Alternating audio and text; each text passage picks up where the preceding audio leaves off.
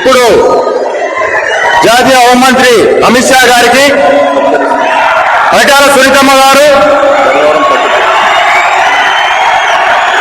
ధర్మవరం పట్టుతో ఆయనకు సత్కరిస్తున్నారు.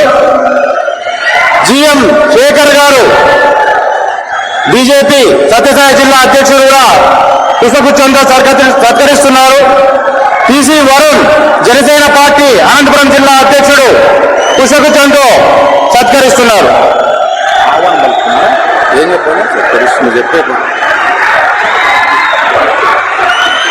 అట్లానే నవ్యాంధ్రప్రదేశ్ రథసారథి చంద్రబాబు నాయుడు గారిని వేదికపైన సత్కరించాల్సిందిగా ధర్మవరం ఎన్డీఏ అభ్యర్థి సత్యకుమార్ గారిని, చిలకం మధుసూదన్ రెడ్డి గారిని, టీడీపీ సత్యసాయి జిల్లా అధ్యక్షుడు అంజనప్ప గారిని అభ్యర్థిస్తున్నాం.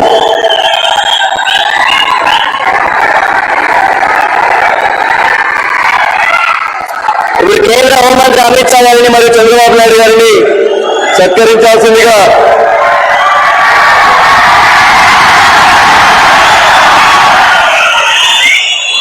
కేంద్ర హోంమంత్రి అమిత్ షా గారిని సత్కరించాల్సిందిగా పరిటాల శ్రీరామ్ గారిని ఆహ్వానిస్తా ఉన్నా.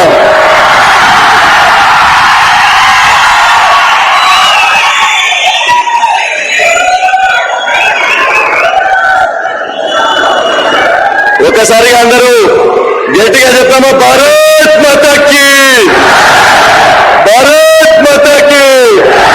నరేంద్ర మోడీ గారి నాయకత్వం, అమిత్ షా గారి నాయకత్వం, చంద్రబాబు నాయుడు గారి నాయకత్వం, పవన్ కళ్యాణ్ గారి నాయకత్వం, సత్యకుమార్ గారి నాయకత్వం.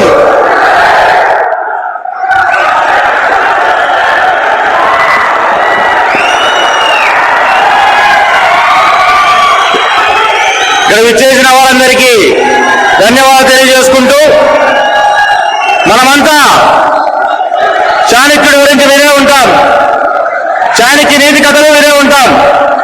కానీ ఈరోజు మనం ఒకటి గుర్తుపెట్టుకోవాల్సింది ఏంటంటే, ఈ భారతదేశ ఖ్యాతిని ఖండాంతరాలుగా దాటించేందుకు కృషి చేస్తూ ప్రయత్నం చేస్తున్న మన ప్రధానమంత్రి నరేంద్ర మోడీ గారి ఆదేశాలను, మాటలను వ్యూహాలుగా మార్చుకొని ఈ దేశంలోని అతి గొప్ప వ్యూహకర్తగా ఈరోజు ఆయనకు పేరు వచ్చింది. ఈ దేశం కోసం ఆయన చూపించిన తెగింపు నాలాంటి ఎంతో మంది యువకులకు ఈ భారతదేశంలో ఒక ఇన్స్పిరేషన్ గా మారిన వ్యక్తి. ఈరోజు నిపుడు కప్పిన నిప్పులా ఉన్న ధర్మవరాన్ని ఒక పడవాదిలా మార్చేందుకు బ్రహ్మాండమైన ప్రసంగాన్ని ఇవ్వడానికి, మన అందరినీ మేల్కొల్పడానికి రేపు రాబోతున్న 2024 సార్వత్రిక ఎన్నికల్లో ప్రతి ఒక్కరూ ఒక సైనికుల్లా కాదు, ప్రతి ఒక్కరూ ఒక సైన్యంలా పనిచేసే ధైర్యాన్ని ఇవ్వడానికి మన ముందుకు విచ్చేసిన మన జాతీయ హోమ్ మినిస్టర్ అమిత్ షా గారు మాట్లాడాల్సిందిగా కోరుతున్నాము.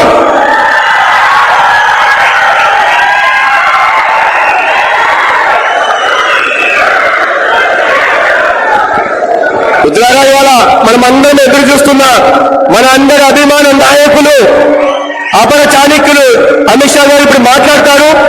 వారు మళ్ళీ ఇప్పుడు తెలంగాణ వెళ్లాల్సి ఉన్న కారణంగా ప్రచార కార్యక్రమం గురించి మొదటిగా వారు మాట్లాడతారు. దాని తర్వాత మన అందరి అభిమాన నాయకులు చంద్రబాబు నాయుడు గారు మాట్లాడతారు. మీ అనుమతి తీసుకొని ముందుగా అమిత్ షా గారు వెళ్తున్నారు. ఇప్పుడు మన సత్యకుమార్ గారు అమిత్ షా గారు మాట్లాడే ప్రసంగాన్ని తెలుగులో అనువాదించాల్సిగా కోరుతున్నాం. मेरे साथ बोलिए, भारत माता की वंदे वंदे, जय श्री राम।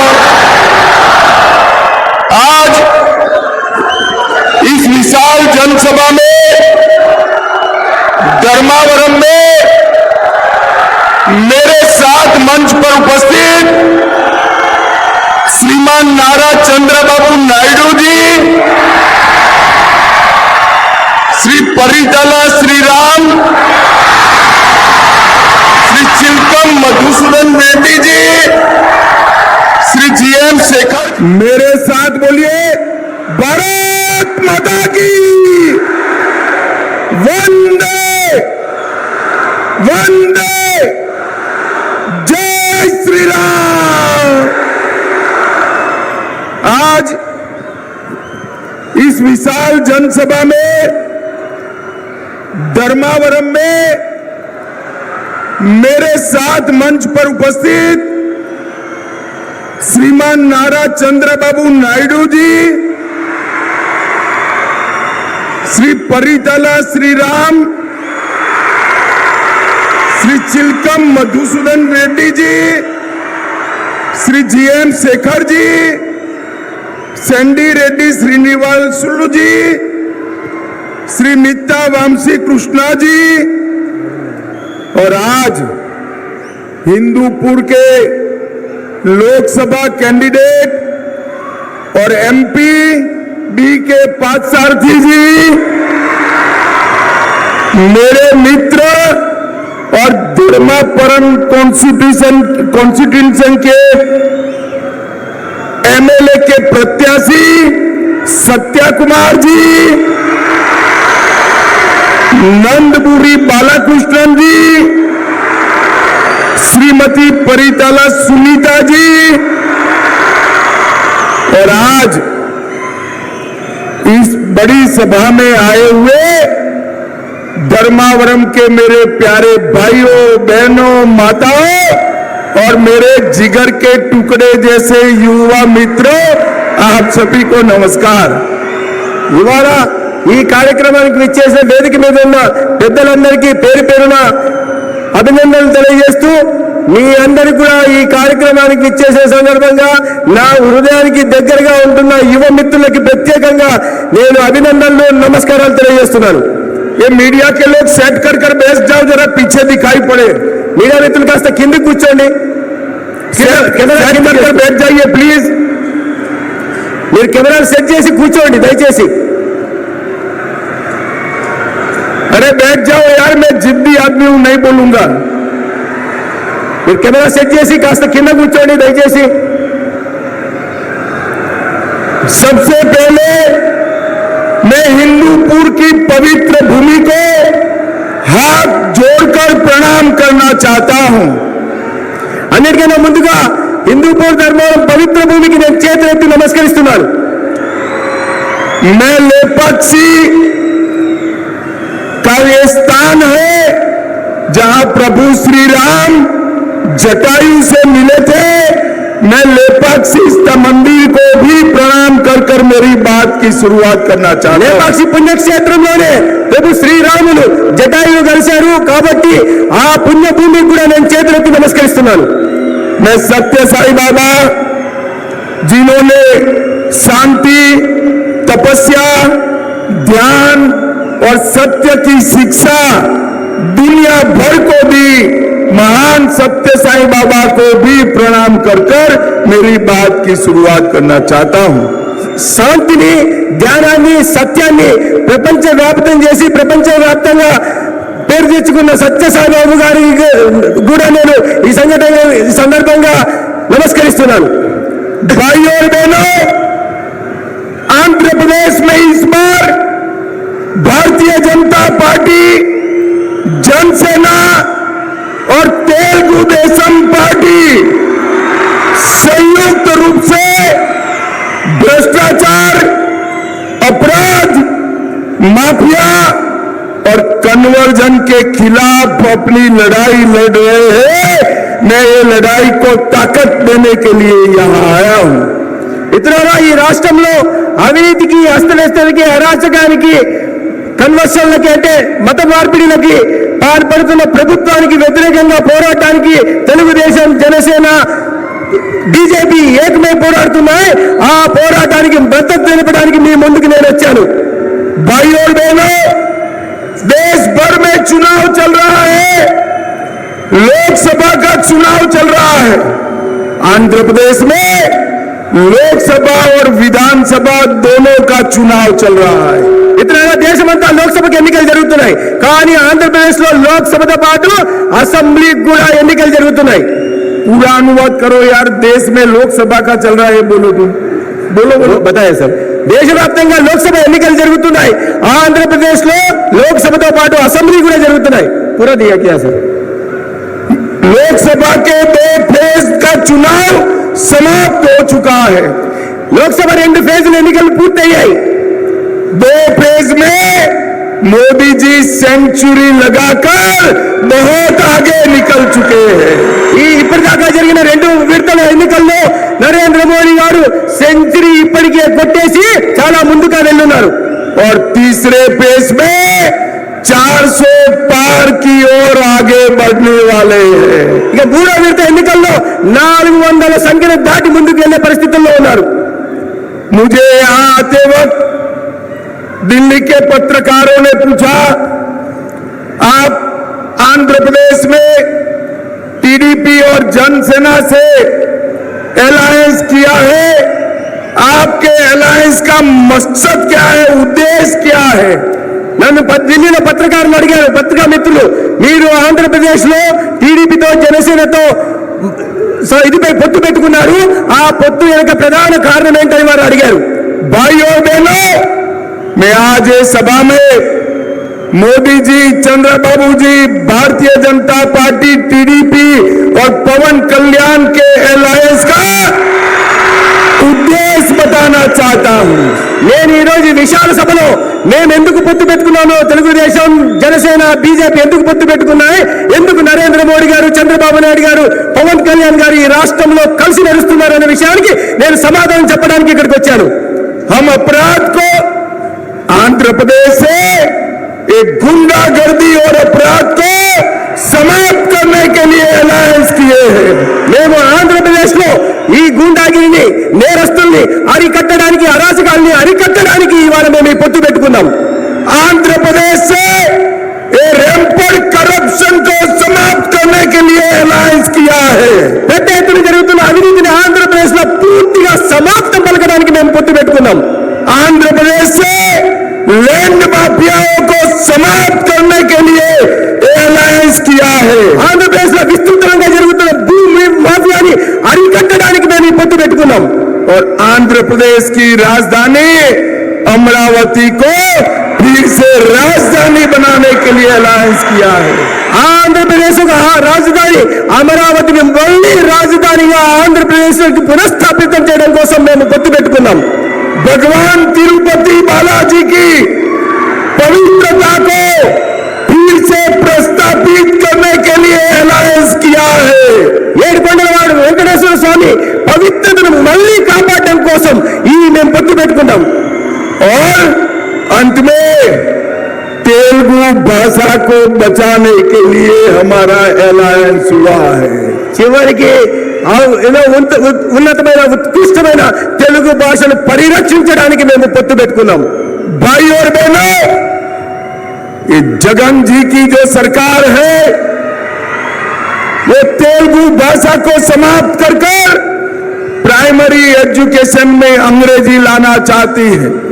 जगन बाबू, कान खोलकर सुन लो, जब तक भारतीय जनता पार्टी है हम तेलुगु भाषा को समाप्त नहीं होने देंगे. ఈ రాష్ట్రంలో ముఖ్యమంత్రి ఉన్న జగన్మోహన్ రెడ్డి గారు తెలుగు భాషను సమాప్తం చేసి ప్రాథమిక పాఠశాలలో ఇంగ్లీష్ మాధ్యమాన్ని ప్రవేశపెట్టాలని చూస్తున్నారు. జగన్మోహన్ రెడ్డి ఈ సభ నుంచి నేను చెప్తున్నాను, చెవులు రిక్కించి విను. భారతీయ జనతా పార్టీ ఉన్నంత వరకు తెలుగు భాషను సమాప్తం చేయలేని దమ్ము ఎవరికి లేదు. भाई और बहनों, पोलावरम पूरे आंध्र प्रदेश की लाइफलाइन है. మిత్రులారా, పోలవరం ప్రాజెక్టు పూర్తి ఆంధ్రప్రదేశ్ కు ఒక జీవనాడి లాంటిది. ये पोलावरम प्रोजेक्ट आंध्र प्रदेश का जब डिवीजन हुआ तब केंद्र सरकार ने मंजूर किया था. ఈ పోలవరం ప్రాజెక్ట్ ని అన్యాయంగా, అశాస్త్రీయంగా ఆంధ్రప్రదేశ్ విభజన జరిగినప్పుడు నరేంద్ర మోడీ గారి నాయకత్వంలోని కేంద్ర ప్రభుత్వం పోలవరం ప్రాజెక్ట్ ని మంజూరు చేసింది. परंतु जगन जी की सरकार ने अपने करप्शन से पोलावरम प्रोजेक्ट को लगभग डिले कर दिया है. ప్రాజెక్టు రైతుల కోసం మేము మంజూరు చేస్తే ఇక అవినీతి పరుడైన జగన్మోహన్ రెడ్డి పోలవరం ప్రాజెక్టును ముందుకు సాగకుండా తన అవినీతి కోసం ప్రాజెక్టును పూర్తిగా ఆలస్యం చేసే పని చేస్తున్నాడు. भाई और बहनों, मैं आपको एक मोदी गारंटी कहने आया हूं. మిత్రులారా, నేను మీ అందరికీ ఒక మోడీ గారి గ్యారంటీ చెప్పడం కోసం ఇక్కడికి వచ్చాను. आप आंध्र प्रदेश में चंद्रा बाबू जी की सरकार बना दीजिए, ऊपर नरेंद्र मोदी सरकार बना दीजिए. 2 ही साल में पोलावरम प्रोजेक्ट को हम समाप्त कर किसानों के खेत तक पानी पहुंचाएंगे. మిత్రులారా, ఈ సందర్భంగా మీ అందరికీ హామీ ఇవ్వదలుచుకున్నారు. ఈ రాష్ట్రంలో చంద్రబాబు నాయుడు గారి నాయకత్వంలో ప్రభుత్వం ఏర్పాటు చేయండి, కేంద్రంలో నరేంద్ర మోడీ గారి నాయకత్వంలో ప్రభుత్వం చేయండి. నేను ఇస్తున్న హామీ అంటే రాబోయే 2 సంవత్సరాల్లో పోలవరం ప్రాజెక్టును పూర్తి చేసి ప్రతి రైతుకు నీళ్ళు ఇచ్చే కార్యక్రమాన్ని తీసుకొస్తాం. भाई और बहनों, अभी ये इंडी अलायंस वाले घूमते हैं और कहते हैं कांग्रेस पार्टी को बहुमत दो, इंडी अलायंस को बहुमत दो. మిత్రులారా, ఈ ఇండి అలయన్స్ ఏదైతే ఉందో వీళ్ళు ప్రజల్లోకి వెళ్ళి ఇండి అలయన్స్ కు ఆదరణ ఇవ్వండి, మెజారిటీ ఇవ్వండి అని వాళ్ళు అడుగుతున్నారు. भाई और बहनों, मैं आज आप सबके सामने, आंध्र प्रदेश की जनता के सामने पूछना चाहता हूं इंडी अलायंस वालों को कि भगवान न करे, ऐसा संभव नहीं है, उनका सुपना साफ होने वाला है, परंतु भगवान न करे आपको बहुमत मिला तो आपका प्रधानमंत्री कौन होगा. మిత్రులారా, ఈ మాధ్యమంగా నేను ఇండి అలయన్స్ అడగదలుచుకున్నాను. మీరు ఇండి అలయన్స్ ఎన్నికైతే మీరు ఎప్పటికే ఖాళీ అయిపోయినారు. కానీ మీ ఇండి అలయన్స్ వస్తే మీలో ప్రధానమంత్రి ఎవరనే విషయాన్ని ముందు సమాధానం చెప్పాల్సిన అవసరం ఉంది. भाइयों बहनों, आप मुझे बताओ, क्या शरद पवार जी प्रधानमंत्री बन सकते हैं क्या? ఏం మిత్రులారా, మీరు చెప్పండి, శరద్ పవార్ ప్రధానమంత్రి అయ్యే అవకాశం ఉందా? जोर से बोलो, शरद पवार जी प्रधानमंत्री बन सकते हैं क्या? గట్టిగా ममता बनर्जी बन सकती है क्या? स्टालिन बन सकते हैं क्या? उद्धव ठाकरे बन सकते हैं क्या? अब मैं एक नाम और बोलने जाता हूं, हंसना मत भाइयों, जरा भी मत हंसना. मैं एक और नाम बोलने जाता हूं, राहुल बाबा बन सकते हैं क्या? भाई और बहनों, इनके साथ प्रधानमंत्री पद का कोई कैंडिडेट ही नहीं है. मैं आज बताकर जाता हूं, पूरे देश ने तय किया है कि तीसरी बार मोदी जी को देश का प्रधानमंत्री बनाना है. మిత్రులారా, నేను కొన్ని పేర్లు చెప్పాను. శరద్ పవార్ గారిని మమతా బెనర్జీ గారు అవుతారా అని నేను ప్రశ్నించాను. కానీ ఇంకోటి అడుగుతున్నాను, మీరు అందరూ నవ్వవద్దు. రాహుల్ గాంధీకి ప్రధానమంత్రి అయ్యే అవకాశం ఉందా అని నేను మిమ్మల్ని అడుగుతున్నాను. కానీ వాళ్ళ ఆశల్ని అడియాశలు చేస్తూ ఇవాళ దేశంలో నరేంద్ర మోడీ గారి ప్రభుత్వం ముచ్చటగా 3వ సారి ఏర్పాటు కానుంది. भाई और बहनों, मोदी जी को प्रधानमंत्री बनाने का मतलब है इस देश को सुरक्षित करना. మిత్రులారా, నరేంద్ర మోడీ గారిని ప్రధానమంత్రిని చేయడం అంటే ఈ దేశాన్ని సురక్షితంగా ఉంచడం లాంటిది. मोदी जी को प्रधानमंत्री बनाने का मतलब है आतंकवाद और नक्सलवाद को समाप्त कर देना. మోదీ గారిని ప్రధానమంత్రి చేయడం అంటే ఈ దేశంలో ఉగ్రవాదాన్ని, నక్సలిజాన్ని పూర్తిగా సమాప్తం చేయడం లాంటిది. मोदी जी को प्रधानमंत्री बनाने का मतलब है भारत को दुनिया में तीसरे नंबर का अर्थतंत्र बनाना. మోడీ గారిని ప్రధానమంత్రిని చేయడం అంటే ఇవాళ విశ్వంలో భారత్ ను 3వ అతిపెద్ద ఆర్థిక వ్యవస్థగా నిలబెట్టడమే. मोदी जी को प्रधानमंत्री बनाने का मतलब है 3 करोड़ लखपति दीदी बनाना. మోడీ గారిని ప్రధానమంత్రిని చేయడం అంటే ఈ దేశంలో 3 కోట్ల అక్క చెల్లెల్ని లక్షాధికారులుగా తయారు చేయడమే. मोदी जी को तीसरी बार प्रधानमंत्री बनाने का मतलब है 4 करोड़ गरीबों को घर देना. మోడీ గారిని 3వ సారి ప్రధానమంత్రి చేయడం అంటే ఈ దేశంలో 4 కోట్ల పేదలకి ఇల్లు నిర్మాణం చేసి ఇవ్వడం. भाई और बहनों, मोदी जी को प्रधानमंत्री बनाने का मतलब है 10 करोड़ लोगों को घर में सूर्य घर योजना से मुफ्त बिजली देना। నరేంద్ర మోడీ గారిని ప్రధానమంత్రిని చేయడం అంటే ఈ దేశంలో పేదల ఇళ్లకు 10 కోట్ల మంది ఇళ్లకి సూర్యఘర్ పథకం ద్వారా ఉచితంగా విద్యుత్తుని ఇవ్వడమే। और मोदी जी को प्रधानमंत्री बनाने का मतलब है 11 करोड़ किसानों को 5 साल में 3 लाख करोड़ रुपया इनके बैंक अकाउंट में ट्रांसफर करना। మోడీ గారిని ప్రధానమంత్రి మళ్ళీ చేయడం అంటే ఇప్పటికే రైతన్నలకు అందిస్తున్న పథకంలో పిఎం కిసాన్ పథకంలో రాబోయే 5 ఏళ్లకు 3 లక్షల కోట్ల రూపాయలు నేరుగా వాళ్ళ అకౌంట్లకు వేయడమే। भाई और बहनों, मुझे बताओ, अयोध्या में राम मंदिर बनना चाहिए था या नहीं बनना चाहिए था? మిత్రులారా మీరు చెప్పండి, రామ మందిరంలో అయోధ్యలో భవ్యమైన రామ మందిరం నిర్మాణం కావాల్సి ఉన్నిందా లేదా? भाइयों बहनों, 70 साल तक एक कांग्रेस पार्टी ने राम मंदिर को रोक कर रखा। మిత్రులారా 70 సంవత్సరాల పైగా స్వాతంత్రం వచ్చిన నాటి నుండి ఈ కాంగ్రెస్ అయోధ్యలో దివ్యమైన భవ్యమైన రామ మందిర నిర్మాణం జరగకుండా ఆపింది। आपने मोदी जी को दूसरी बार प्रधानमंत्री बनाया। मोदी जी ने 5 साल में केस भी जीता, भूमि पूजन भी किया और प्राण प्रतिष्ठा कर जय श्री राम कर दिया। మీరు రెండోసారి నరేంద్ర మోడీ గారిని గెలిపిస్తూనే నరేంద్ర మోడీ గారు కేసు కూడా గెలిచారు, విగ్రహ ప్రతిష్ఠ కూడా చేశారు, శ్రీరామ మందిర నిర్మాణంలో ప్రాణ ప్రతిష్ఠ కూడా చేసి ఈ దేశం ముందు జై శ్రీరామ్ అనే నినాదాన్ని నిలిపారు। अरे राहुल बाबा और जगन गारू, दोनों को राम मंदिर के प्राण प्रतिष्ठा का इन्विटेशन दिया गया, मगर दोनों नहीं गए। भाइयों बहनों, मुझे बताओ, जो राम मंदिर के प्राण प्रतिष्ठा में न जाए, आंध्र वाले उनके लिए वोटिंग करेंगे क्या? మిత్రులారా ఇద్దరికి రాహుల్ గాంధీకి జగన్మోహన్ రెడ్డికి విగ్రహ ప్రతిష్ఠ సందర్భంగా ఆహ్వానం పంపడం జరిగింది, కానీ వీళ్ళిద్దరూ రాలేదు। మిత్రులారా చెప్పండి, మీరు అందరూ చెప్పండి, ఏ దివ్య భవ్య రామ మందిర నిర్మాణం జరిగిందో దానికి ఆహ్వానం వచ్చినప్పటికీ కూడా రాకపోయినప్పుడు అటువంటి వాళ్ళకు మీరు ఓటు వేస్తారా? करेंगे क्या? చేస్తారా? भाइयों बहनों, मोदी जी ने महिलाओं को 33% आरक्षण विधानसभा और लोकसभा में दिया है।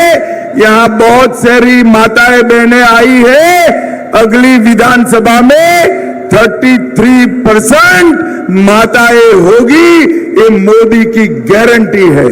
మిత్రులారా అక్క చెల్లెల కోసం మహిళల కోసం నరేంద్ర మోడీ గారు లోక్సభలో విధానసభ ఎన్నికల్లో 33% రిజర్వేషన్లు తెచ్చారు।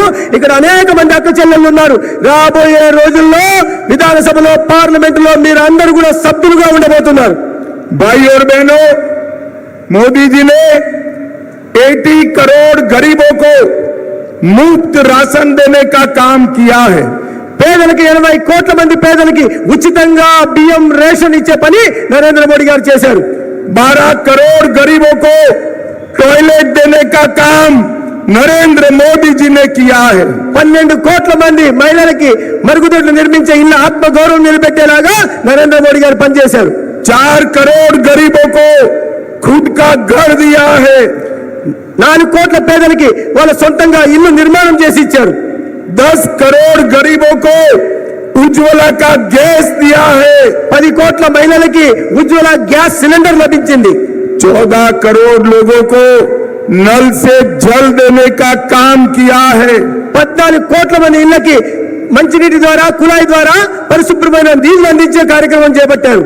और 50 करोड़ लोगों को 5 लाख तक का पूरा स्वास्थ्य का खर्चा नरेंद्र मोदी जी ने दिया है।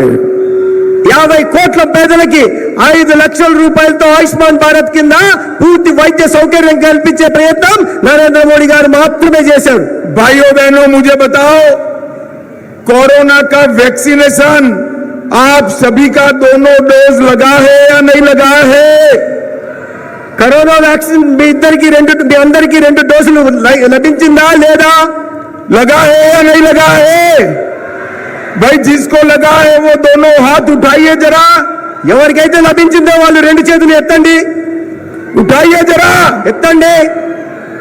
25 पैसा भी लिए बगैर मोदी जी ने 130 करोड़ लोगों को कोरोना का वैक्सीन देकर भारत को कोरोना से सुरक्षित करने का काम నరేంద్ర మోదీ जी ने किया है। ఒక్క పావలా కూడా తీసుకోకుండా ఈ దేశంలోని 130 కోట్ల మందికి వ్యాక్సిన్ ఇవ్వడం ద్వారా కరోనా నుంచి ఈ దేశాన్ని రక్షించే కార్యక్రమాన్ని నరేంద్ర మోడీ గారు చేశారు।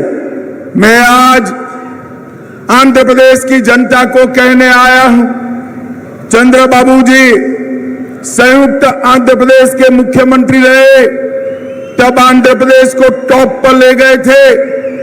आंध्र के विभाजन के बाद भी यहां फाउंडेशन डाला, मगर जगन बाबू ने डेवलपमेंट की गाड़ी को पटरी पर से उतार दिया है। చంద్రబాబు నాయుడు గారు ఉమ్మడి ముఖ్యమంత్రిగా ఉన్నప్పుడు అభివృద్ధికి చిరునామాగా ఆంధ్రప్రదేశ్ నిలిపారు। దాని తర్వాత విభజన జరిగిన తర్వాత కూడా గట్టి పునాదులు వేసి ఆర్థిక వ్యవస్థను పటిష్టం చేస్తే తర్వాత ముఖ్యమంత్రి అయిన జగన్మోహన్ రెడ్డి ఈ అభివృద్ధి నుంచి దారి మళ్లించి రాష్ట్రాన్ని భ్రష్టు పట్టించారు। डेवलपमेंट जीरो है, इन्वेस्टमेंट टॉप है और अनएम्प्लॉयमेंट हाईएस्ट है। ఇన్వెస్ట్మెంట్ పూర్తిగా పెట్టుబడులు పూర్తిగా సున్నా అయింది, అవినీతి మాత్రం కొండంత అయ్యింది। और आंध्र प्रदेश पर 13,50,000 करोड़ का कर्ज डालने का काम एक जगन बाबू की सरकार ने किया है। ఆంధ్రప్రదేశ్ ప్రజల మీద 13,50,000 కోట్ల అప్పు తీసుకొచ్చి మన తల మీద భారం మోపే పని ఇవాళ జగన్మోహన్ రెడ్డి చేశారు। इंफ्रास्ट्रक्चर के प्रोजेक्ट रुके हुए हैं और लैंड माफिया की इंडस्ट्री फुल फ्लेज चल रही है। ఒకవైపు మౌలిక సదుపాయాలు పూర్తిగా గాలికి వదిలేశారు, కానీ భూమాఫియాలు మాత్రం పేట్రేగిపోతున్నాయి। भाई और बहनों, ये वादा खिलाफ है कि जगन सरकार है, वादा खिलाफी। ఆయన మాట ఇచ్చున్నారు, జగన్మోహన్ రెడ్డి మాట ఇచ్చున్నారు। उन्होंने कहा था शराब पर प्रतिबंध लगाएंगे, मैं पूछने आया हूं लगाया क्या? उल्टा शराब की सिंडिकेट आपने चालू कर दी। జగన్మోహన్ రెడ్డి హామీ ఇచ్చాడు, నేను మద్య నిషేధం తెస్తానని, మిమ్మల్ని నేను అడగదలుచుకున్నాను। ఆయన మద్య నిషేధం తెచ్చాడా? తేకపోగా పైగా మద్యం సిండికేట్ ను స్థాపించి అవినీతికి పాల్పడుతున్నాడు। आरोग्यश्री योजना तो चालू कर दी, मगर पेमेंट नहीं होता है, तो सारे लोगों ने आरोग्यश्री के पेशेंट को हॉस्पिटल में लेने से मना कर दिया। ఆరోగ్యశ్రీ ఆర్భాటంగా ప్రారంభమైతే చేశాడు, కానీ ఒక్క పైసా నిధులు ఇవ్వడం కారణంగా పేదలు ఆసుపత్రికి వెళ్తే ఏ ఆసుపత్రి కూడా అడ్మిషన్ ఇచ్చే పరిస్థితి ఈ రాష్ట్రంలో కనిపించడం లేదు। भाइयों बहनों, जगन बाबू ने रायलसीमा को इग्नोर किया है। मैं आपको कहने आया हूं, मोदी जी और चंद्रबाबू जी को जिता दीजिए। सिर्फ पोलावरम नहीं, हांड्री, नीवास, सुजला, श्रौथी, बेलीगोंडा और वारिका, ये सभी इरिगेशन स्कीम को हम पूरा करेंगे। జగన్మోహన్ రెడ్డి రాయలసీమలోని పెండింగ్ ప్రాజెక్టులను పూర్తిగా నిర్లక్ష్యం చేశారు। ఒక అవకాశం ఏంటి, కేంద్రంలో నరేంద్ర మోడీ గారి ప్రభుత్వం, రాష్ట్రంలో చంద్రబాబు నాయుడు గారి ప్రభుత్వం వచ్చిన తర్వాత ప్రతి పెండింగ్ ప్రాజెక్టు పూర్తి చేయడమే కాకుండా హంద్రి, నీవాస్, సుజల, స్రవంతిని కూడా పూర్తి చేసి ఈ ప్రాంతానికి సస్యశ్యామలం చేస్తాం। भाई और बहनों, मैं यहां से तेलंगाना जा रहा हूं। तेलंगाना में वहां पर भी कमल का फूल खिलने वाला है। मेरा आप सबसे अनुरोध है कि आंध्र की लोकसभा की 25 की 25 सीटें और विधानसभा में 2/3 से ज्यादा मेजोरिटी हमारे एनडीए अलायंस को दीजिए। चंद्रबाबू नायडू जी को मुख्यमंत्री बनाइए, मोदी जी को प्रधानमंत्री बनाइए। మిత్రులారా, నేను ఇక్కడి నుంచి తెలంగాణ వెళ్తున్నాను। తెలంగాణలో కూడా కమల వికాసం జరగనుంది। అదేవిధంగా ఈ రాష్ట్రంలో కూడా మీరు 25కు 25 పార్లమెంట్ సీట్లు ఇవ్వండి, అసెంబ్లీలో 2-3 సీట్లు ఇచ్చి చంద్రబాబు నాయుడు గారిని ముఖ్యమంత్రిని చేయండి। కేంద్రంలో నరేంద్ర మోడీ గారు, రాష్ట్రంలో చంద్రబాబు నాయుడు నాయకత్వంలో ఈ రాష్ట్రం ఆర్థిక ప్రగతి సాధిస్తుంది। अंत में मेरा एक पर्सनल अपील है, మీ అందరితో ఒక చిన్న అప్పీల్ చేస్తున్నాను। ये सत्या जो है मेरा बहुत अच्छा दोस्त है, इसको जोर से जिताइएगा। మిత్రులారా, మీ అందరికీ నా చిన్న విన్నపం ఏమంటే, ఇక్కడ ఉంటున్న ఈ సత్యకుమార్ నాకు చాలా దగ్గర వాడు, కావాల్సిన వాడు, అందుకని ఇతను సమర్థించి గెలిపించి పంపాల్సిందిగా నేను మిమ్మల్ని అందరినీ విన్నవించుకుంటున్నాను। हमारे सांसद आगे आइए, हमारे सांसद मोदी जी का साथ देने के लिए संसद में भेजिए, ये सीट की चिंता हम करेंगे। అదే విధంగా పార్లమెంట్ అభ్యర్థిగా పోటీ చేస్తున్న సోదరుడు బీకే పార్థసారథి కూడా మీరు గెలిపించి మోడీ గారి పార్లమెంటుకు పంపండి। ఈ పార్లమెంటు బాగోగుల గురించి, అభివృద్ధి గురించి మేము చూసుకుంటాం। अंत में मैं आंध्र की सभी जनता को दो हाथ जोड़कर रिक्वेस्ट करता हूं, तेलुगु देशम जनसेना और भारतीय जनता पार्टी को प्रचंड बहुमत से जिताइए और आंध्र प्रदेश का विकास मोदी जी और चंद्रबाबू के हाथ में दीजिए। ఇతర మీ అందరికీ నేను చేతులెత్తి జోడించి విన్నవించుకుంటున్నది ఏంటంటే, మీరు నరేంద్ర మోడీ గారు, చంద్రబాబు నాయుడు గారి పార్టీలైన తెలుగుదేశం, జనసేన, బీజేపీ కూటమిని సమర్థించి ఒక ప్రచండమైన మెజారిటీతో గెలిపించండి। ఈ ప్రాంతం, ఈ రాష్ట్రం అభివృద్ధి నరేంద్ర మోడీ గారు, చంద్రబాబు నాయుడు గారు చూసుకుంటారు। भाई और बहनों, इतनी धूप में इतनी दूर से देर तक बैठने के लिए आप सभी का धन्यवाद। और मैं महान तेलुगु भाषा में बोल नहीं सकता, इसलिए आप सबसे क्षमा मांगता हूं। ఇంత మండు టెండలో, ఇంత పెద్ద సెక్కలో వచ్చిన మీ అందరికీ ధన్యవాదాలు తెలియజేసుకుంటూ, రెండో వైపు మీ తీయనైన తెలుగు భాషలో మాట్లాడలేకపోయినందుకు క్షమించమని వేడుకుంటూ సెలవు తీసుకుంటాను। मेरे साथ बोलिए, भारत माता की, भारत माता की, वंदे, जय श्री राम, जय जय श्री राम, जय श्री राम। भाइयों बहनों, मुझे लेट हो रहा है, मैं यहां से निकलूंगा। हमारे नेता चंद्रबाबू जी अभी भाषण देने वाले हैं, आप सभी बैठिएगा। बहुत बहुत धन्यवाद। మిత్రులారా, నాకు ఆలస్యం అవుతుంది, ఇంకో సమావేశానికి వెళ్లాల్సి ఉన్న కారణంగా నేను మధ్యలో వెళ్ళిపోతున్నాను। కానీ మా నాయకుడు చంద్రబాబు నాయుడు గారికి ఉండి వారి ప్రసంగం ఇస్తారు, మీరందరూ శ్రద్ధగా వినాల్సిందిగా కోరుతున్నాను। దేశాన్ని శత్రు దుర్భేద్యంగా మార్చి తన పాలనలో ఒక బాంబు దాడి జరిగిన చూసుకున్న అమిత్ షా గారికి ఒకసారి నిలబడి చెప్పట్ల ద్వారా అమిత్ షా గారికి కృతజ్ఞతలు తెలపాలని కోరుకుంటున్నా। ఒకసారి అందరూ నిలబడి మోడీ గారి నాయకత్వం, ఇప్పుడు మన నవ్యాంధ్ర రథసారథి నారా చంద్రబాబు నాయుడు గారు ప్రసంగిస్తారు।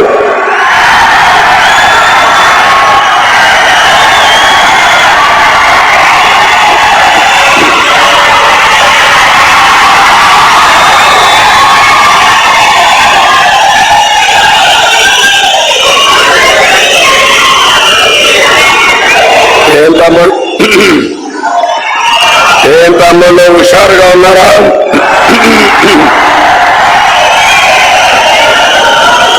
మంచి మధ్యాహ్నం, ఎండలు విపరీతంగా ఉన్నాయి, కానీ మిమ్మల్ని చూస్తా ఉంటే మిమ్మల్ని చూసి ఎండలు భయపడుతున్నాయి తప్ప ఎండకు మీరు భయపడడం లేదు। ఈరోజు 3 పార్టీలు కలిసి ధర్మవరంలో మీటింగ్ పెడితే ధర్మవరం దద్దరిల్లింది। ఇప్పుడే అమిత్ షా గారు చాలా స్పష్టంగా చెప్పారు, దేశంలో రాబోయేది ఎన్డీఏ, కాబోయే ప్రధానమంత్రి నరేంద్ర మోడీజీ। ఎవరికైనా అనుమానం ఉందా? తమ్ముళ్ళు అడుగుతున్నా, గట్టిగా తప్పట్లు కొట్టి అభినందించండి।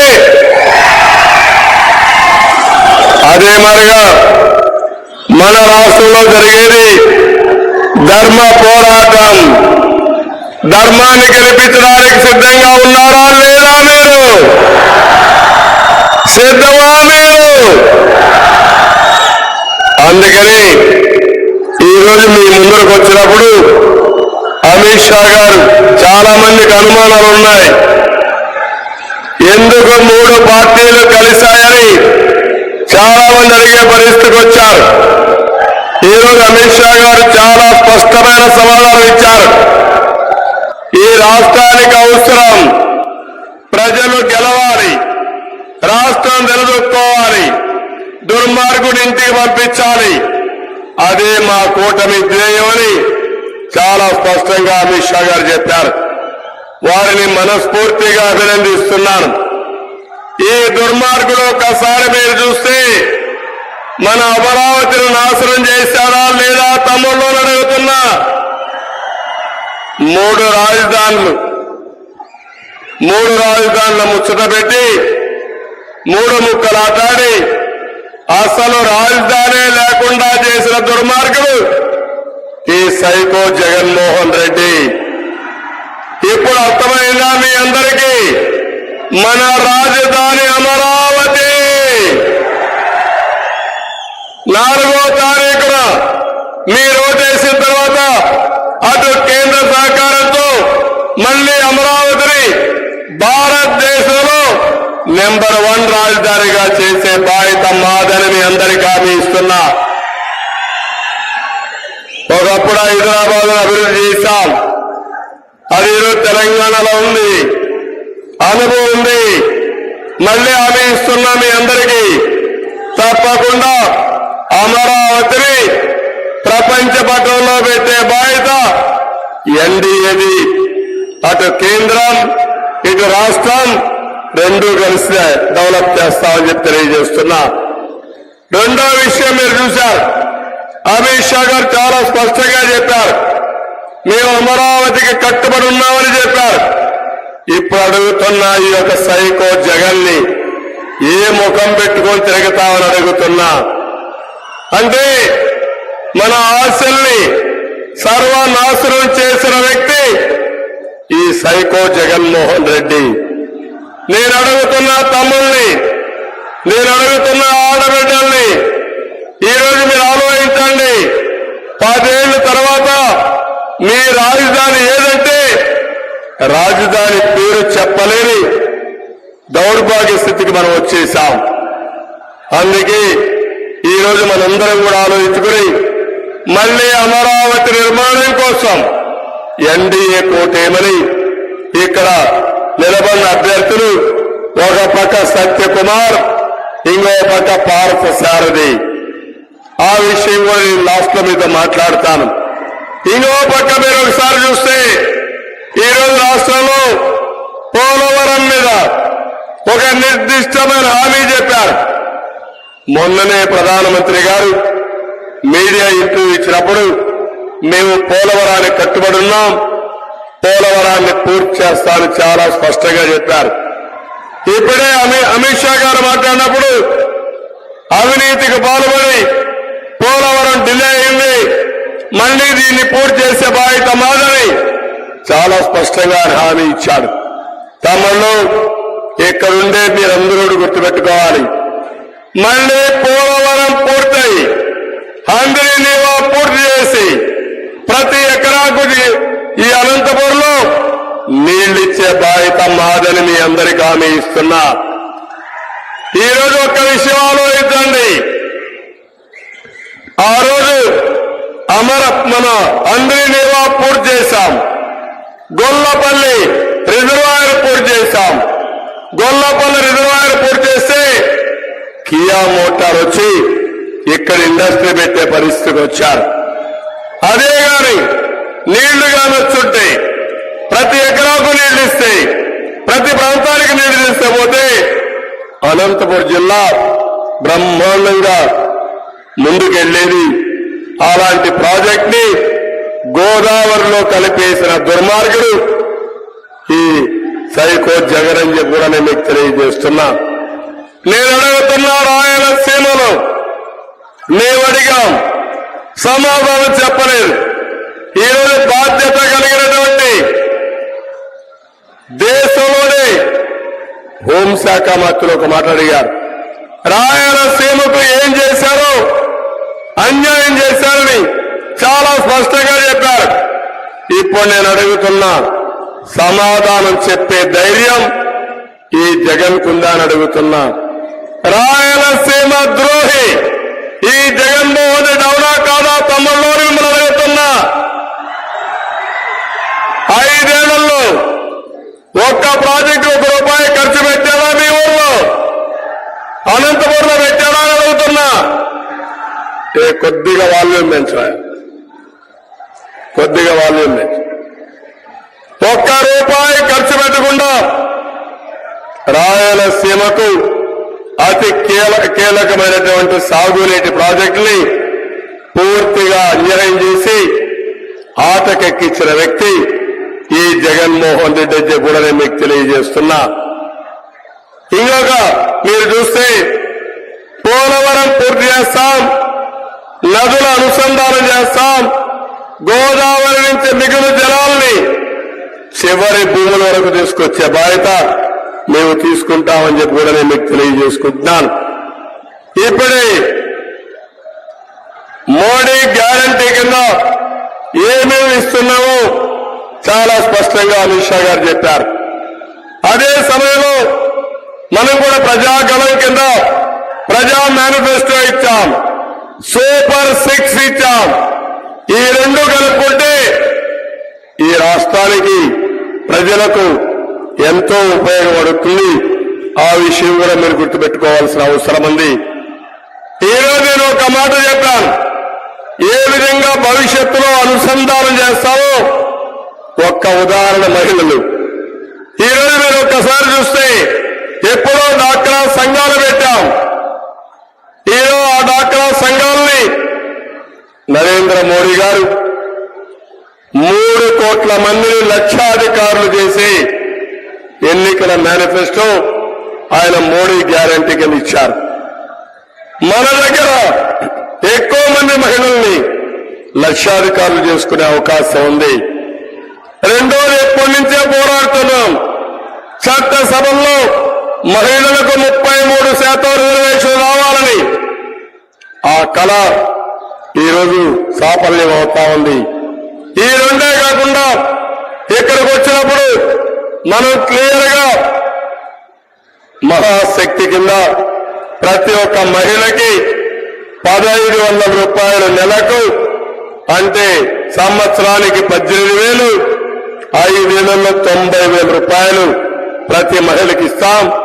ఇంట్లో 3 ఉంటే 2,70,000 వాళ్ళ ఇంటికి చేరే పరిస్థితి వస్తుంది. ఇంకో పక్క తల్లికి వందనం కింద ఒక బిడ్డ ఉంటే 15,000, 2 ఉంటే 30,000, 3 ఉంటే 45,000. అందరి పిల్లల్ని చదివించే బాధ్యత తెలుగుదేశం తీసుకుంటామని చెప్పి కూడా నేను మీకు తెలియజేస్తున్నాను. కోటలు తీసుకుంటుందని చెప్పి కూడా నేను మీకు హామీ ఇస్తున్నా. ఇవే కాకుండా ఈరోజు 3వది చూస్తే దీపం కింద 3 గ్యాస్ సిలిండర్లు ఉచితంగా ఇస్తాం. 3 గ్యాస్ సిలిండర్ల వల్ల పేదవాళ్ళందరూ మళ్ళా గ్యాస్ వాడుకునే పరిస్థితికి వస్తారు. ఇవే కాకుండా ఆర్టీసీల్లో ఉచిత ప్రయాణ సౌకర్యం ఏర్పాటు చేస్తాం. అటు కేంద్రం ఇటు రాష్ట్రం ఇచ్చే ఎన్నికల మేనిఫెస్టో వల్ల మహిళలకు ఎనలేని ప్రయోజనం వస్తుంది. ఈ విషయం మీరు గుర్తుపెట్టుకోవాల్సిన అవసరం ఉంది. సమర్థవంతమైన నాయకత్వం ఉంటే, కేంద్ర సహకారం తీసుకుంటే మన మహిళలకు కానీ సమాజానికి కానీ చాలా మంచి జరిగే పరిస్థితి వస్తుంది. ఈ విషయంలో మీరందరూ కూడా ప్రజల్లోకి తీసుకుపోవాల్సిన అవసరం ఉంది. రెండోది గుర్తుపెట్టుకోవాలి, ఈరోజు కేంద్రం యువత కోసం పనిచేస్తా ఉంది. ఇక్కడ పెట్టుబడులు తరివేశాడు. ₹1 పెట్టుబడి రాలేదు, డిఎస్సి పెట్టలేదు. అందుకే యువగళం కింద ఒక హామీ ఇచ్చాను. తెలుగుదేశం వస్తానే, కూటమి వస్తానే మొదటి సంతకం మెగా డిఎస్సికే పెడతామని మీ అందరికీ హామీ ఇస్తున్నా. ఇది కాకుండా 20 లక్షల ఉద్యోగాలు 5 ఏళ్లలో ప్రతి సంవత్సరం 4 లక్షల ఉద్యోగాలు క్రియేట్ చేసే బాధ్యత మాది. ఉద్యోగం వచ్చే వరకు ₹3,000 నిరుద్యోగ భృతి ఇస్తామని చెప్పి కూడా నేను మీకు తెలియజేస్తున్నా. ఈరోజు దీనివల్ల నిర్వీర్యమైనటువంటి యువత వాళ్ళ భవిష్యత్తు బంగారు భవిష్యత్తు అవుతుంది. అదే మరి పబ్లిక్ సర్వీస్ కమిషన్ల పరీక్షలు పెడతాం. ఇవి కాకుండా పెట్టుబడులు వస్తాయి. పెట్టుబడులు వస్తే ప్రైవేట్ ఉద్యోగాలు వస్తాయి. దీనివల్ల మన యువత వేరే రాష్ట్రాలకు వేరే దేశాలకు పోయే పని లేకుండా ఇక్కడనే పనిచేసుకునే పరిస్థితికి వస్తారు. అదే మరిగా ఈరోజు మీరు చూస్తే కేంద్రం 6,000 రూపాయలు రైతుకు ఆర్థిక సహాయం చేస్తున్నారు. ఒక ప్రణాళిక పెట్టారు. గిట్టుబాటు ధర ఇచ్చారు. నేను అడుగుతున్నా, ఈ రాష్ట్రంలో గిట్టుబాటు ధర వచ్చిందా అని అడుగుతున్నా. ఎక్కడా రైతుకు గిట్టుబాటు ధర రాలేదు. వాళ్ళు 6,000 ఇస్తే ఈయన 12,500 హామీ ఇచ్చి ఇచ్చింది 7,500 ఇచ్చి ఎక్కడికక్కడ కేంద్రం ఇచ్చిన డబ్బులు కూడా ఈయన అకౌంట్లో పెట్టుకొని రైతుల్ని మోసం చేసిన దుర్మార్గుడు ఈ జగన్మోహన్ రెడ్డి. అందుకే నేను ఇప్పుడు ఒక నిర్దిష్టమైన హామీ ఇస్తున్నాం. కేంద్రం ఇచ్చే డబ్బులు, రాష్ట్రం ఇచ్చే డబ్బులు మీరు చూస్తే ప్రతి రైతుకు మినిమం 20,000 రూపాయల కంటే పైన మీ అకౌంట్లకు వస్తాయి. అది చేసే బాధ్యత మాది. సాగునీటి ప్రాజెక్టులు పూర్తి చేస్తాం. ఇంకో పక్క కేంద్రం ఇచ్చేది 6,000, రాష్ట్రం 20,000 రూపాయలు ప్రతి రైతుకి ఇచ్చి మీ రుణం తీర్చుకుంటామని మీ అందరికీ హామీ ఇస్తున్నాను. ఇదే కాకుండా రైతులను రాజుగా చేసే బాధ్యత మాది. మళ్ళా బిందు సేద్యం తీసుకొస్తాం, తుంపర్ల సేద్యం తీసుకొస్తాం. 90% సబ్సిడీతో అనంతపూర్ని ఒక హార్టికల్చర్ హబ్ గా తయారు చేసే బాధ్యత మాదని మీ అందరికీ తెలియజేస్తున్నా. ఇదే కాకుండా ఈరోజు మీరు ఒక్కసారి గుర్తుపెట్టుకుంటే పెన్షన్ మీరొక్క వృద్ధులు కానీ వికలాంగులు కానీ అందరూ ఆలోచించుకోవాలి. మొట్టమొదటిసారిగా పింఛను పెట్టింది గౌరవనీయులు నందమూరి తారక రామారావు గారు. ఆ తర్వాత 2014లో 200 పింఛన్ని 2,000 చేసిన పార్టీ తెలుగుదేశం. అవునా కాదా అని మిమ్మల్ని అడుగుతున్నా. ఈ రోజు నేను చెప్పాను, 3,000 రూపాయలు పింఛన్ని 4,000 రూపాయలు చేస్తామని, అది కూడా ఏప్రిల్ నుంచి ఇస్తామని. జూన్లో అధికారానికి వస్తే జూలై 1వ తారీఖున పాత బకాయిలు కలిపి ప్రతి ఒక్కరికి 7,000 రూపాయల పింఛను వస్తుంది. వికలాంగులకి, దివ్యాంగులకి 4,000 నుంచి 6,000 చేస్తున్నాం. అంటే 6,000 ఆ నెలలో వస్తే బకాయిలు కలిపి 6,000 వస్తే 12,000 రూపాయలు ఒక నెలలో దివ్యాంగులకు వస్తుంది. ఇది పేదవాళ్ళ పైన మాకుండే కమిట్మెంట్. ఎవరైతే కొంతమంది చేతులు లేకుండా కాళ్ళు లేకుండా అవస్థపడుతున్నారు, వాళ్ళ ఇంట్లో వాళ్ళు చాలా ఇబ్బంది పడుతున్నారు, అలాంటి వారికి 15,000 రూపాయలు నెలకు పింఛన్ ఇచ్చే ఏర్పాట్లను చేస్తామని కూడా మీకు అందరికీ హామీ ఇస్తున్నా. నేను అడుగుతున్నా, ఈరోజు ఎవరైతే సైకో జగన్ ఉన్నాడో ఏమైనా పెంచాడా తమ్ముళ్ళు అని అడుగుతున్నా.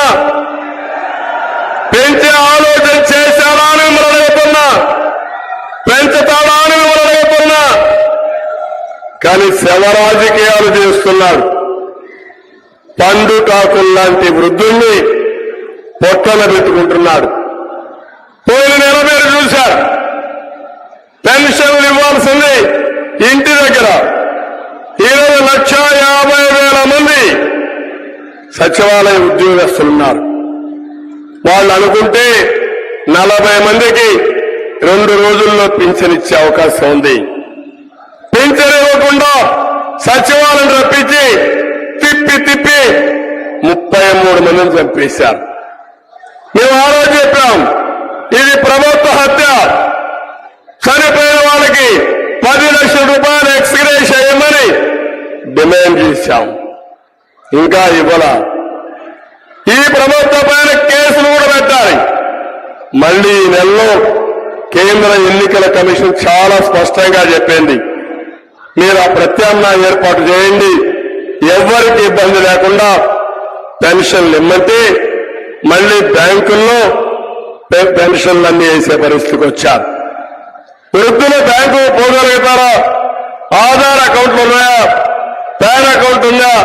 పాన్ నెంబర్ తీసుకెళ్లాలా అంటే ఈరోజు వాళ్ళ పరిస్థితి మనం చూస్తే, అంతకుముందు సచివాలయాన్ని పిలిపించి 33 మంది చెప్పేసి ఈరోజు బ్యాంకుల చుట్టూరు తిప్పుతూ చాలా మంది చంపేసే పరిస్థితికి వచ్చారు.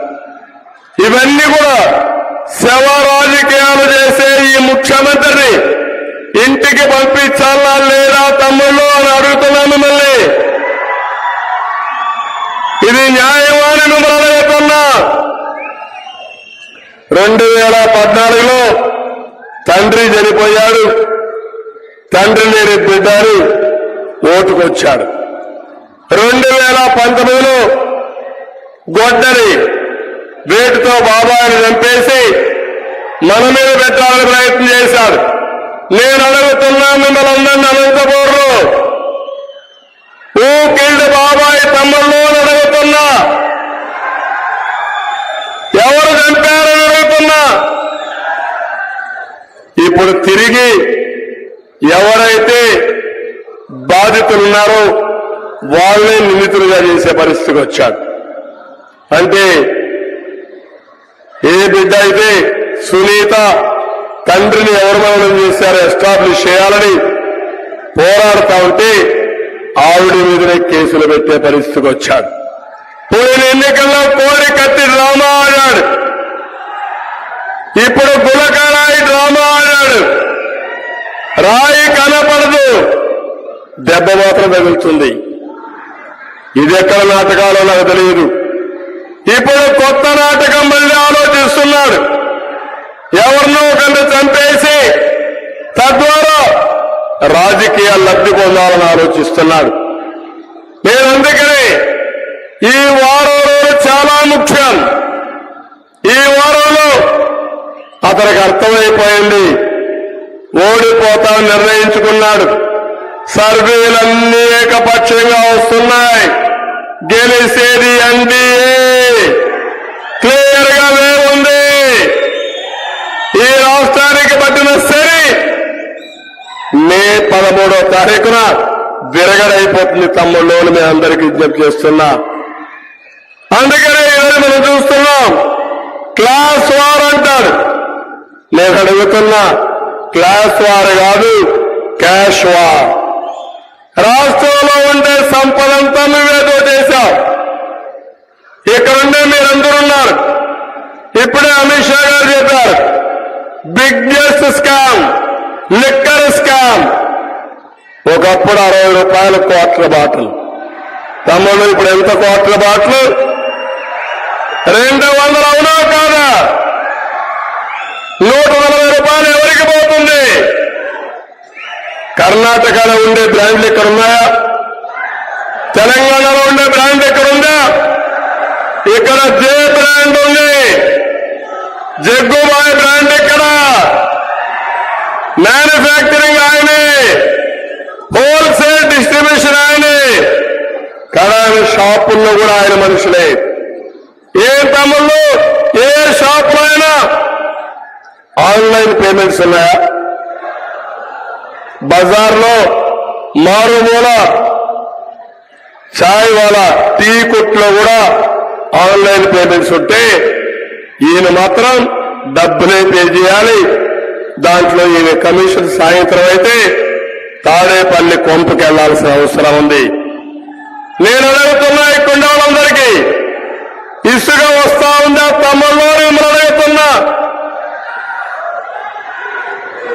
తెలుగుదేశం ఉన్నప్పుడు 1000 రూపాయలు ఒక ట్రాక్టర్కి వచ్చిందా లేదా అని అడుగుతున్నా.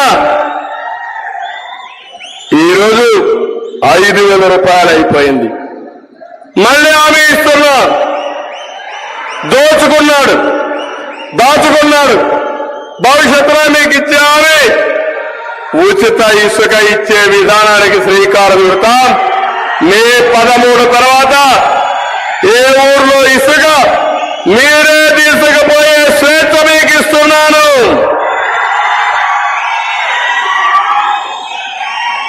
భూముల మీద ఇప్పటికే చాలా వరకు చూశారు. ఇక్కడే లేపాక్షి ఉంది. లేపాక్షిని కొట్టేయాలని ప్లాన్ చేశారా లేదా? ఇడుపులపాయలో భూములు కొట్టేశారా లేదా? నేను ఒకటే అడుగుతున్నా ఈ ధర్మవరంలో, తమ్ముళ్ళు ఒక్క విషయం మీరు చెప్పండి, భూమి మీద జగందా? భూమి పైన హక్కు మీద జగందా? మీదైతే మీ యొక్క పట్టాదారు పాస్ పుస్తకం మీద జగన్ ఫోటో ఏంటి? వాళ్ళ నాన్న ఇచ్చాడా? వాళ్ళ తాత ఇచ్చాడా? వాళ్ళ నాన్నమ్మ ఇచ్చిందా? వాళ్ళ అమ్మమ్మ ఇచ్చిందా? లేకుంటే వాళ్ళ అమ్మమ్మ ఊరిచ్చాడా?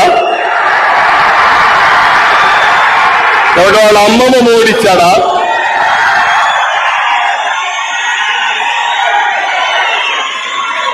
అంటే లెక్కలేనితనం. నీ ఫోటో మేము చూడాలి. ఒక సైకు గొడ్డలేసి కూడా బాగుంటుంది, గొడ్డలు పట్టుకొని రా, ఆ ఫోటో చూసి భయపడతాం. ఆ రోజులు అయిపోయినాయి. ఏం తమ్ముళ్ళు పిరికితనం ఉందా మీకు? భయం ఉందా మీకు? ఎంతంటే అరాచకం అంటే నేను 45 సంవత్సరాలు ఎప్పుడు చూడలా.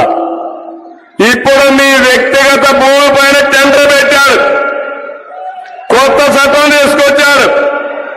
నిన్న మొన్న మీరు చూశారు, మొత్తం భూములన్నీ ఆన్లైన్ లో ఉంటాయంట. అది కూడా ప్రైవేట్ కంపెనీ అకౌంట్ లో ఉంటాయంట. మీరు ఎవరైనా అమ్ముకోవాలంటే జగన్మోహన్ రెడ్డి పర్మిషన్ కావాలి. అంటే 10-1 లేదు, అడంగల్ లేదు, పట్టవారు పాస్ పుస్తకం లేదు.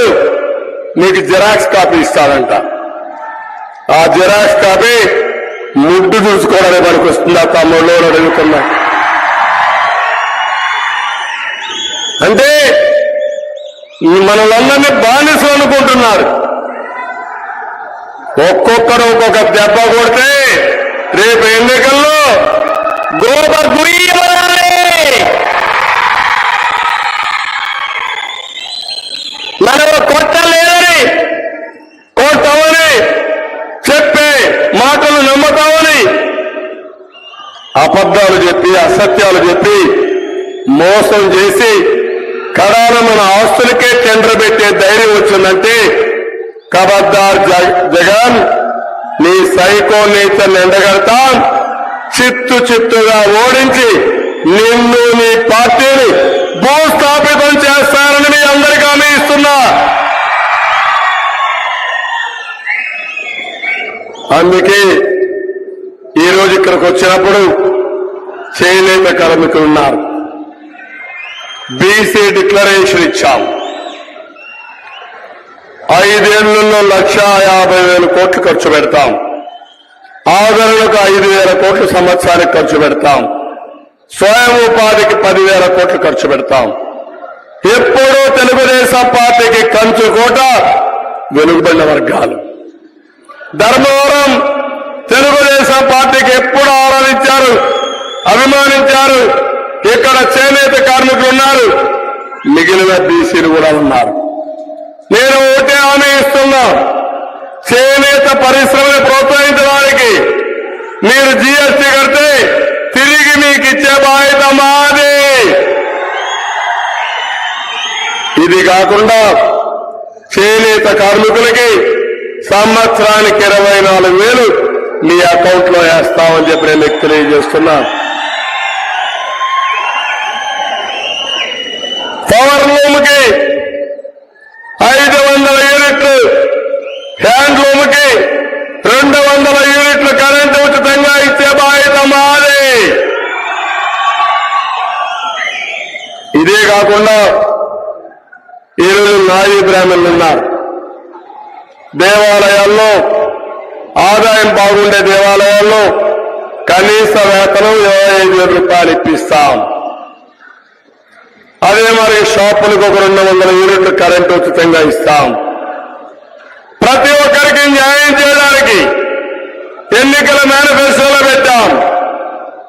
బీసీల భద్రత కోసం ప్రత్యేకమైన చట్టం తీసుకొస్తాం. ఎస్సీల్లో మాలా మాదిగా ఏబిసిడి కేటగిరైజేషన్ తీసుకొస్తాం. జిల్లాల వారిగా తీసుకొస్తాం. మాదికి కూడా న్యాయం చేస్తామని చెప్పి నేను అందరికీ హామీ ఇస్తున్నా. ఇక్కడికి వచ్చినప్పుడు పార్లమెంట్ అభ్యర్థి పార్థసారథి మీకందరికీ పరిచయస్తుడే, ఎప్పటి నుంచో ఉన్నాడు. అలాంటి వ్యక్తిని ఇక్కడ మనం పార్లమెంటుకు పెట్టాం. ఇంకో పక్క సత్యకుమార్ యాదవ్,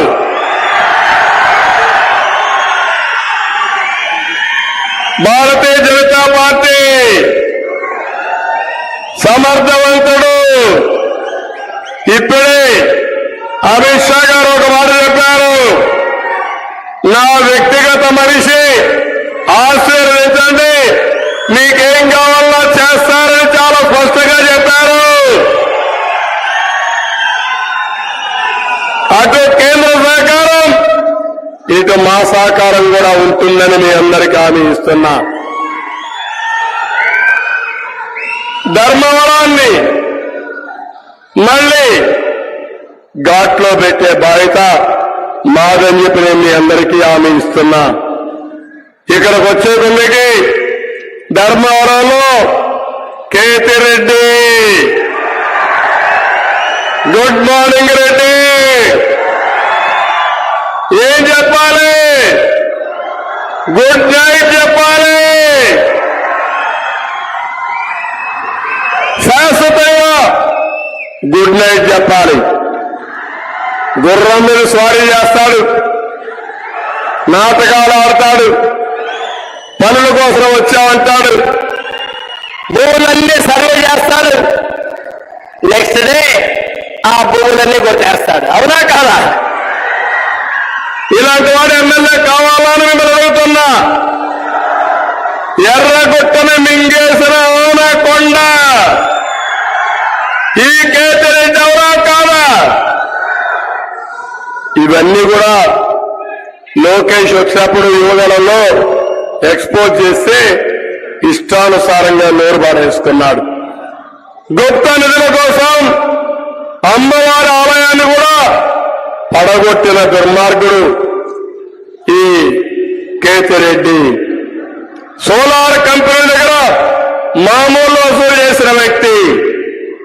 ఇంకో పక్క ఉప్పలపాడు రీచ్ నుండి రోజు లక్షల విలువ చేసే ఇసుకని బెంగళూరు తరలించే దుర్మార్గుడు. నేను అందుకనే మిమ్మల్ని ఒకటే కోరుతున్నాం, ఇక్కడ పరిటాల శ్రీరామ్ మీ అందరి కోసమే పనిచేస్తున్నాడు.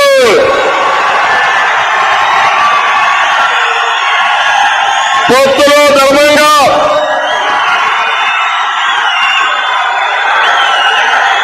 బీజేపీ నుంచి సత్యకుమార్ యాదవ్ వచ్చినప్పుడు త్యాగం చేసిన వ్యక్తి పరిటాల శ్రీరామ్.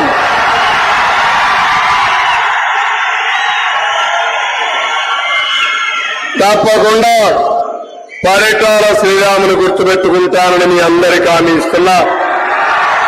తగిన గుర్తింపు ఇస్తాం, రాజకీయంగా పైకి తీసుకొస్తాం.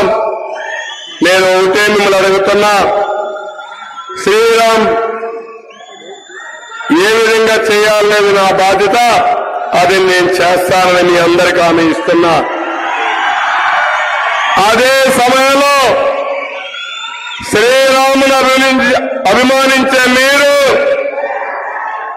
పార్టీని అభిమానించే మీరు వేయవలసిన ఓటు అసెంబ్లీకి సత్యకుమార్ యాదవ్ కోటేయాలి.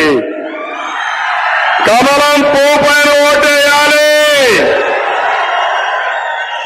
సత్యకుమార్ యాదవ్ గెలుపు మనందరి గెలుపు. ఇది 3 పార్టీల విజయం. ఏం తమ్ముళ్ళు సిద్ధమా అని మనం అడుగుతున్నా. అందుకే ఈరోజు ఇక్కడికి వచ్చినప్పుడు కూడా చేనేత మౌలిక వస్తువులతో కూడినటువంటి కామన్ వర్కింగ్ షెడ్లు కావాలన్నారు. ఏర్పాటు చేస్తాం. టిట్కో ఇళ్లు కట్టాం. ఇప్పుడే అమిత్ షా గారు మాట్లాడినప్పుడు 4 కోట్ల ఇళ్లు కడతామని చెప్పి హామీ ఇచ్చారు. తప్పకుండా ఇవన్నీ వస్తాయి. ఇమ్మీడియట్ గా టిట్కో ఇళ్లన్నీ పూర్తి చేసి ఉచితంగా మీకు హ్యాండ్ ఓవర్ చేసే బాధ్యత మాదని మీ అందరికీ హామీ ఇస్తున్నా. జిల్లేడు బండ ప్రాజెక్ట్ ని నిర్వాసితులకి పరిహారం చెల్లించాలి. చెల్లిస్తాం. చిత్రావతి నదికి ఆనుకుని ఉన్న పొలాల్లో ఆక్రమంగా ఇసుక తవ్వకాలు జరుగుతున్నాయి. అవన్నీ అరికడతామని చెప్పి మీ అందరికీ హామీ ఇస్తున్నా. అందుకే ఈరోజు ఒక బ్రహ్మాండమైన మీటింగ్ ఇది. ఒక చరిత్రాత్మకమైన మీటింగ్. ఎందుకంటే అమిత్ షా గారు ఇక్కడికి రావడం పొత్తుల్లో ధర్మంగా ప్రచారం చేయడమే కాకుండా రాష్ట్రానికి ఏం చేయబోతున్నారో చాలా స్పష్టత ఇచ్చిన వ్యక్తి అమిత్ షా గారు. వారిని కూడా మనస్ఫూర్తిగా అభినందిస్తూ రాబోయే రోజులు అన్ని మంచి రోజులే, మంచి శకునాలే. గెలుపు మనది. ఎన్డీఏదే గెలుపు. ఇంకా మనం చేయాల్సింది స్వేరింగ్ ఇన్ సెరమనీకి ముహూర్తం పెట్టుకోవడమే. అంత నమ్మకంతో ఉన్నా అవునా కాదా? అంత అవసరం కూడా అవునా కాదా? సిద్ధంగా ఉండండి. 10 రోజులు ఏమారద్దండి. ఇతను మామూలు వ్యక్తి కాదు. మారీచుడు. మాయవేషాల్లో వస్తాడు. దౌర్జన్యాలు చేస్తాడు. కుట్రలు కుతంత్రాలు చేస్తాడు. రేపు ఎల్లుండో ఏం చేస్తారో కూడా నేను కూడా ఊహించలేకపోతున్నా. అందుకే మీరు చూస్తే గులకరాయి వేశారా వేయలేదో God only knows. Current off అవుతుంది. గులకరాయి తగులుతుంది. 5 నిమిషాల్లో ప్లే కార్డ్స్ వస్తాయి. నేను వేయించాను, ఇది హత్యా ప్రయత్నం అని. మీకు అర్థమైందా తమ్ముళ్ళు? నాటకాల రాయుడు ఎన్ని నాటకాలు ఆడాలని నాటకాలు ఆడాడు. నేను ఆ రోజు ఇమ్మీడియట్ గా చెప్పాం. పుయ్యి గులకరాయితో హత్యా ప్రయత్నం చేస్తామని అడుగుతున్నా మిమ్మల్ని. కోడి కత్తితో హత్యా ప్రయత్నం జరుగుతుందని అడుగుతున్నా. ఇంకా ఎందుకు నాటకాలు ఆడతాడో, రేపు ఏం చేస్తాడో ఫ్రస్ట్రేషన్ లో ఉన్నాడు. ఆ ఫ్రస్ట్రేషన్ పీక్ వెళ్తుంది. ఒకప్పుడు చెప్పుకునేవారు ఈయన కోపం వస్తే ఇంట్లో టీవీలు పగిలిపోయేటివని. ఇప్పుడు ఆయన కోపం వస్తే ఏం జరుగుతుందో తెలియదు నాకు. అది మీరు గెస్ చేయడమే. అందుకే ఇలాంటి మానసిక స్థితి బాగాలేని వ్యక్తి రాష్ట్రాన్ని నడిపిస్తే ఏం జరుగుతుందో ఎవరికి అర్థం కాని పరిస్థితి. అందుకే మనందరూ ఆలోచించుకోవాలి. మళ్ళీ మనందరి భవిష్యత్తు కోసరం, రాష్ట్ర భవిష్యత్తు కోసరం, మన పిల్లల భవిష్యత్తు కోసరం ఇక్కడ పార్థసారథి గారికి సైకిల్ గుర్తుకేసి పార్లమెంట్ కి పంపించండి. సత్యకుమార్ గారికి కమలం పువ్వు పైన ఓటేసి అసెంబ్లీకి పంపించండి. వారిద్దరికి కూడా అటు నరేంద్ర మోడీ గారి మద్దతు, ఇటు నా మద్దతు. 3వది పవన్ కళ్యాణ్ గారు, పవర్ స్టార్ పవన్ కళ్యాణ్ గారు. ఆయన ఈరోజు రాలేకపోయారు. కానీ సమయం కూడా తక్కువ ఉంది. అందరం కూడా అన్ని మీటింగ్లు రాలేము. ఇద్దరం కలిసి చాలా మీటింగ్లు చేశాం. రేపు ఎల్లుండి మళ్లీ చేస్తున్నాం. ఈరోజు పవన్ కళ్యాణ్ గారు ఆశయం ఒకటే, ఈ రాష్ట్రంలో వైసీపీ ఇంటికి పంపించాలి, వైసీపీ విముక్త రాష్ట్రంగా చేయాలనేది పవన్ కళ్యాణ్ గారి ఆశయం అని చెప్పి నేను మీకు తెలియజేస్తున్నా. అందుకే జనసేన అభిమానులు, పవన్ కళ్యాణ్ అభిమానులు, బీజేపీ అభిమానులు, బీజేపీ కార్యకర్తలు, తెలుగుదేశం పార్టీ కుటుంబ సభ్యులు అందరూ కలిసి పనిచేయండి. బేషిదాలో పోకుండా వారం రోజులు మీరు గట్టిగా పనిచేస్తే గెలుపు మంది. తప్పకుండా మీ అందరినీ ఆదరించే బాధ్యత, గౌరవించే బాధ్యత మేము తీసుకుంటామని తెలియజేసుకుంటూ అందరికీ నమస్కారాలు. జై హింద్, జై తెలుగుదేశం, జై బీజేపీ, జై జనసేన. థ్యాంక్ యూ అనండి.